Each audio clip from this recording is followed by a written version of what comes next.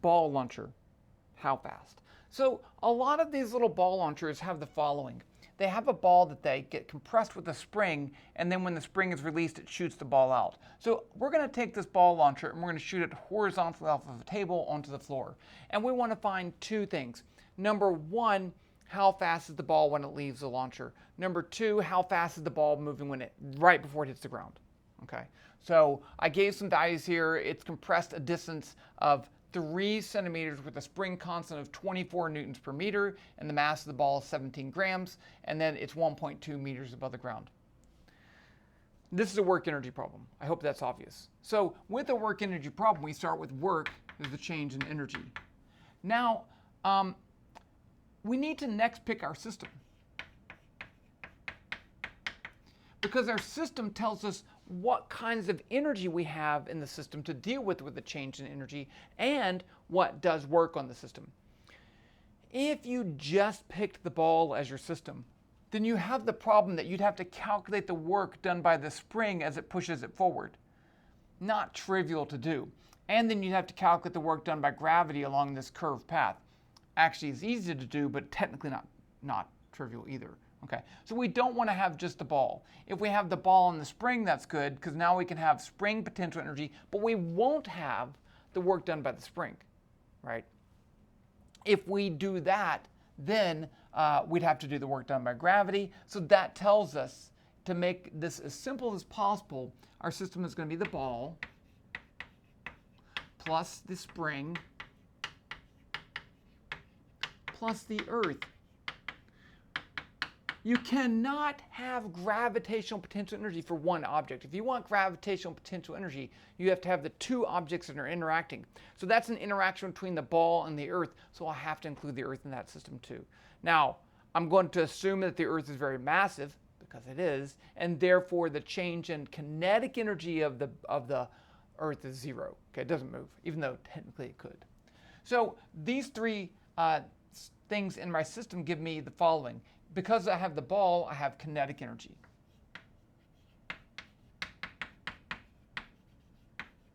½ mass times velocity squared. Because I have a spring, I have spring potential energy. I'll put that as US as ½ k s squared. So that's the spring constant, and that's the amount it's compressed or stretched. And then because I have the ball and the earth, I have gravitational potential energy, UG, and since we're on the surface of the earth and G is constant, then I can write mgy. Now, remember that it doesn't matter where you pick y is equal to 0 as long as you keep the same thing, because we don't have potential energy in our equation. We have the change in potential energy, so it doesn't really matter. Okay, let's go ahead and write down our work energy equation. Let's find the velocity of the ball right when it comes out. So here I'm going to say the work done on the system is now 0, and that's the change in kinetic energy plus the change in spring potential energy plus the change in gravitational potential energy. And if I write that out, that's going to be, let's call this position 1 and position 2, and this will be 3 down there. So this is going to be the change in kinetic energy is going to be ½ mv2 squared minus ½ mv1 squared, right? That's my change in kinetic energy, final minus initial. My change in spring potential energy is going to be ½ ks2 squared minus ½ ks1 squared. And then I have the change in gravitational potential energy. But spoiler alert, I ran out of room. And spoiler alert, it doesn't matter because the potential energy right here and here have the same y value. So when I subtract one from the other with the same value of y, they cancel. So delta ug is 0 here because I'm moving horizontal.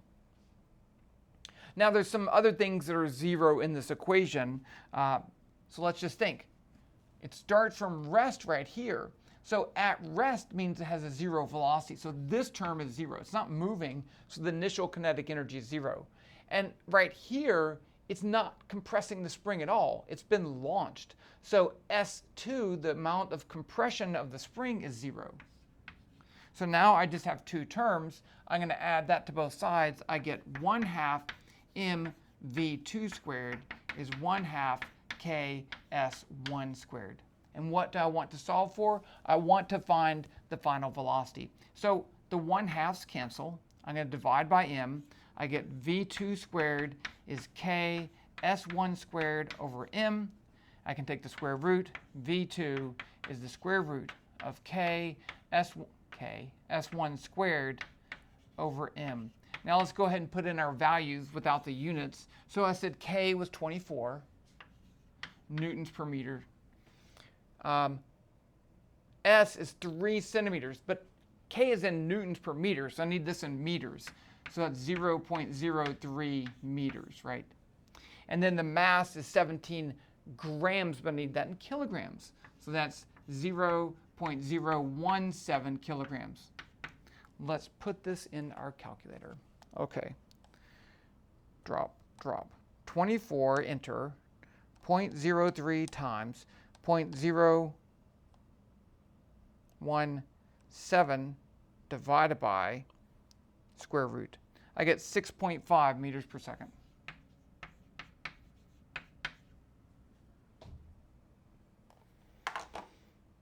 Okay, I like this because I'm going to put up here, V2 is 6.5 meters per second. I'm going to show you two ways to find the velocity at the bottom.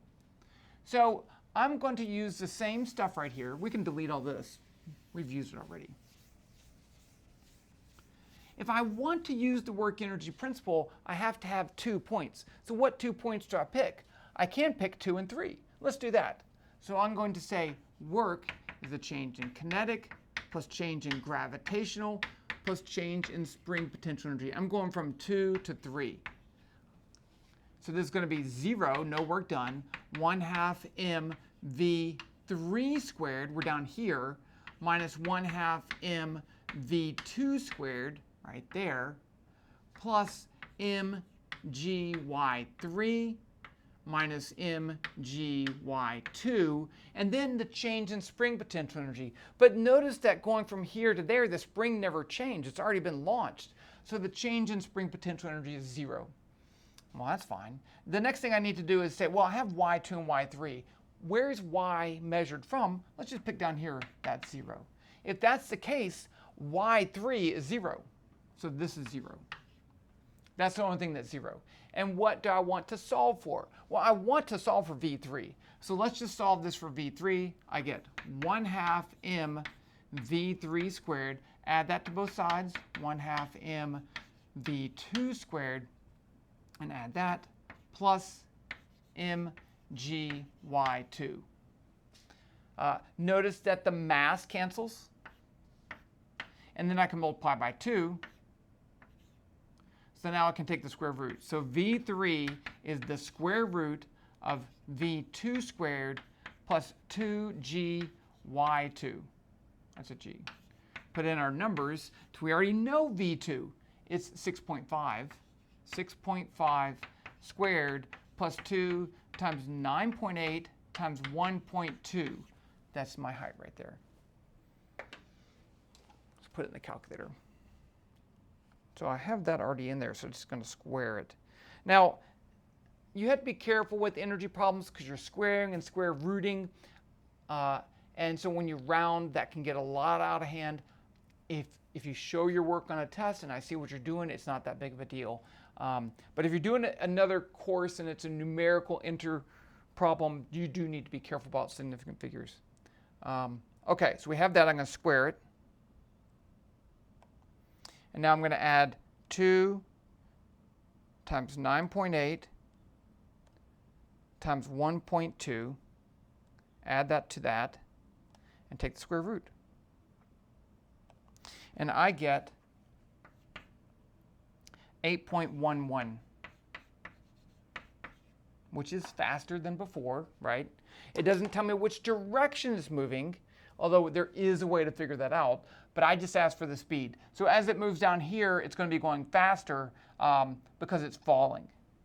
Okay, now there is another way to do this. I could use going from 1 to 3. If I go from 1 to 3, what would change? Now I have a change in gravitational potential energy and a change in spring potential energy. But what I don't have is this velocity in the middle. What if I don't care about that velocity? Well, if I didn't care about that velocity, it would look like this. The work done 0, and that's going to be the change in kinetic energy 1/2 mv3 squared minus 1/2 mv1 squared plus the change in gravitational potential energy, which is the final potential mgy3 minus mgy1 plus the change in spring potential energy 1/2 k S3 squared minus 1/2 k S1 squared. Okay, we have some stuff at the 0, right? Because it starts from rest up here, that term's 0. And because there's no compression of the spring down here, that is 0. Also, because I put y is equal to 0 down here, this is 0. So that means that I have a much simpler equation. I have 0 is 1/2 mv3 squared, 0, 0, minus mgy1 minus 1/2 k S1 squared. And I can solve this for V3. V3 squared, let's put the squared, it's going to be equal to, the mass cancels there, but the 2 multiplied by 2, 2gy1 plus k over m S1 squared. And then I take the square root of both sides. Now, I'll let you put it in there. You do get the same thing, and why do you get the same thing? Because I deleted it before. The velocity that we found uses this same thing in there. It uses this term in there, right? So that's really the velocity of the term we had in there before plus that one, and you get the same thing, 8.8 or whatever. Okay, don't forget to pick your system, the end.